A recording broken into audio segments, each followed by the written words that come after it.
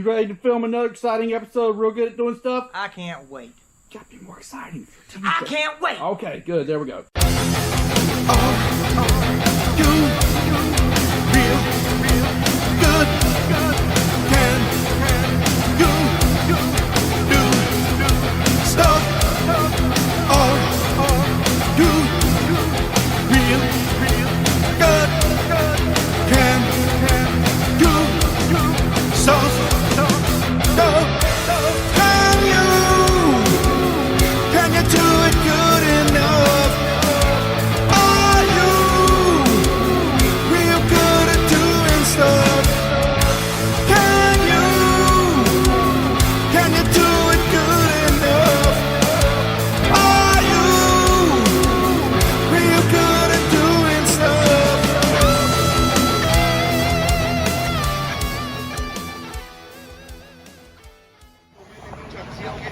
All right, World Cup Finals, day one.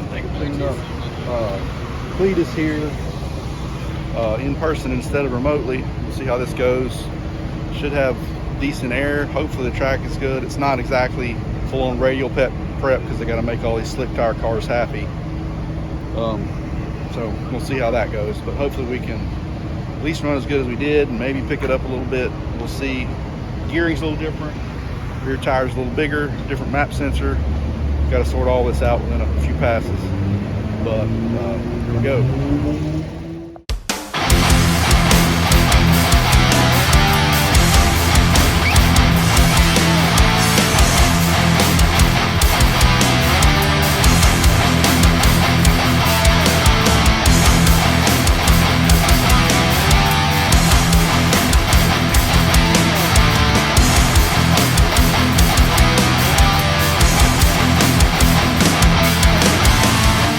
Corn Pop was a bad dude.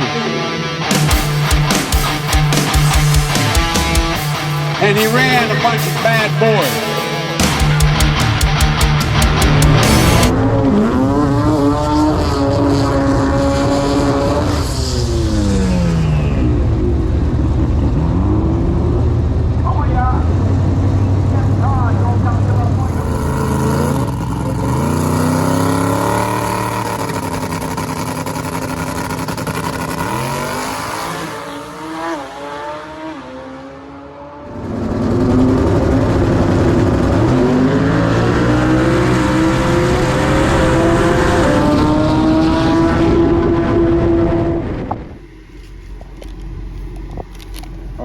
First rip is in the books.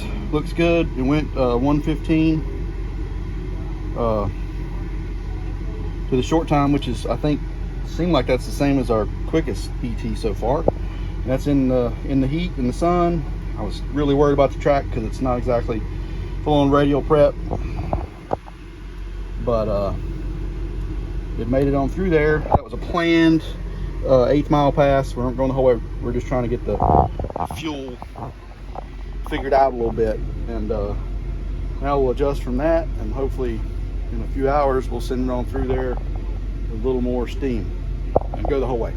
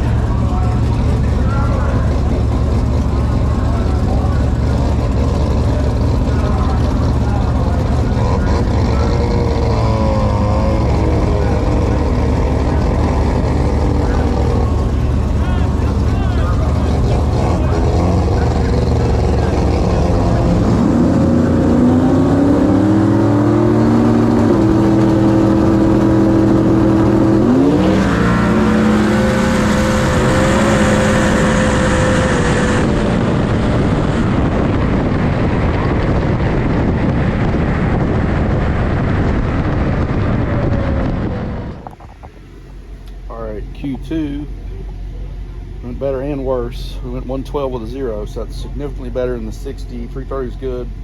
Still got some kind of noise issue going on, and it's causing it to smart drop constantly.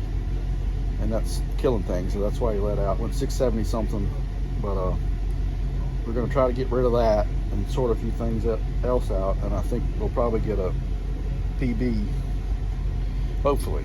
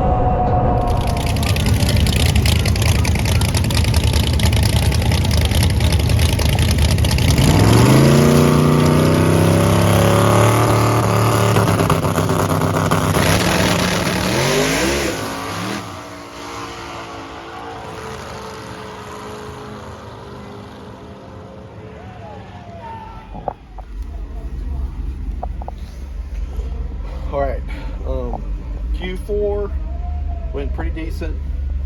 The track prep has been inconsistent, and all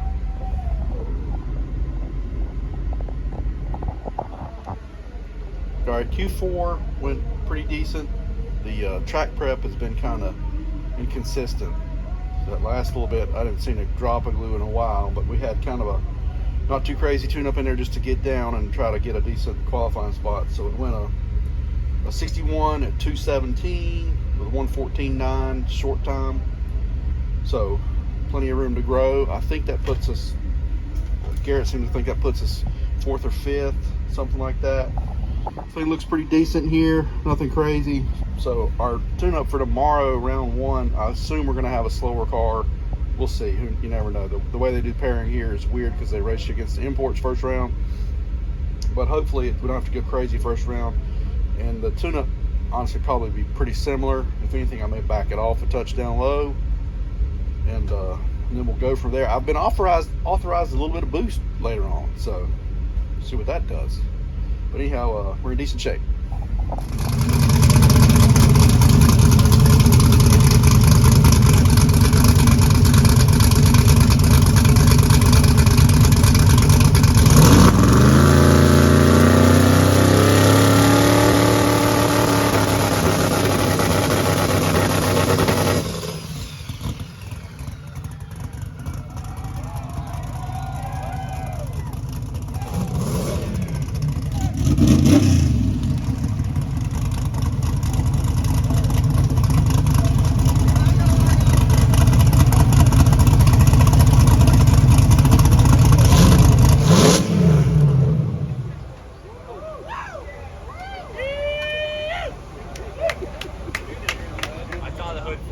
I know, I was like, oh, yeah! Yeah, running! It was, I think like 6 or 7 maybe.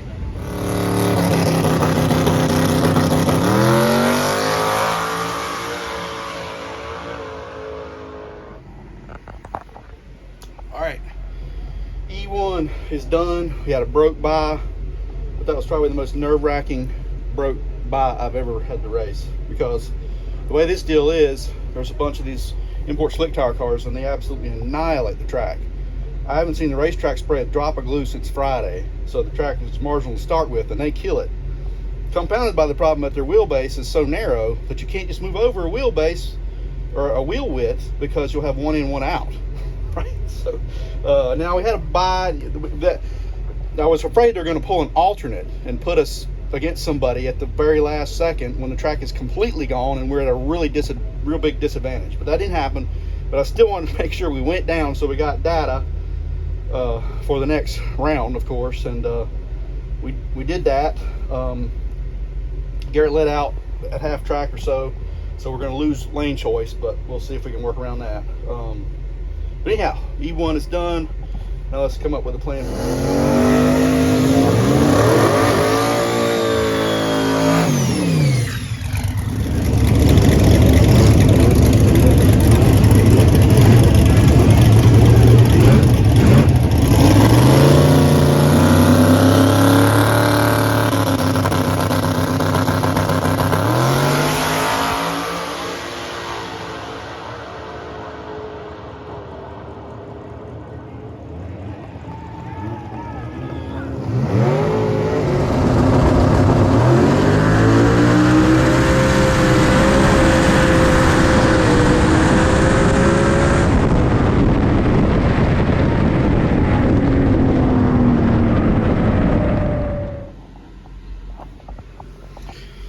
All right, E2 turned out good.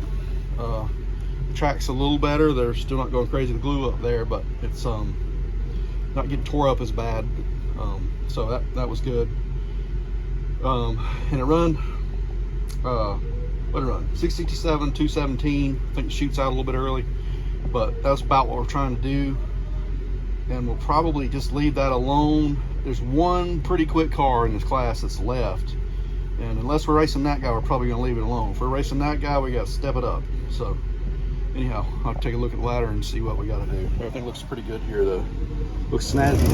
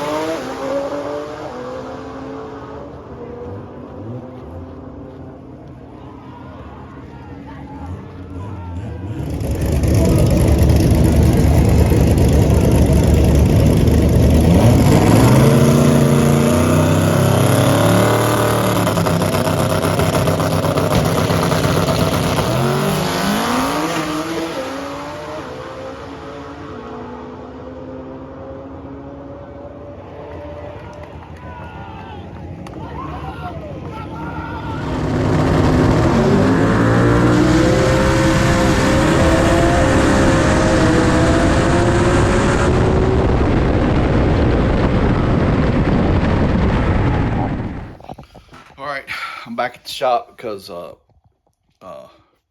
commentary on the last pass or two. In the race, in the last couple rounds, things get really hectic, so it's hard for me to video and, you know, kind of keep a timeline. But obviously before the last couple passes, we actually had to turn it up because that gray car, if I remember right, was pretty quick. And then in the last round, we had to run that red car, and I'd seen the red car go a 53 a couple rounds earlier. So we had to spice things up a good little bit to make sure we got the thing done. And maybe in the future, I'll do a video about some of the changes that were made to accomplish this, how that was, you know, the things we did to get all this done. But anyhow, here's the final round versus that red Starlet or whatever that thing is. Those things are outrageous. If you've never seen some of that stuff run, it's kind of cool to see in person because those guys drive the wheels off those things. But anyhow, here's the final.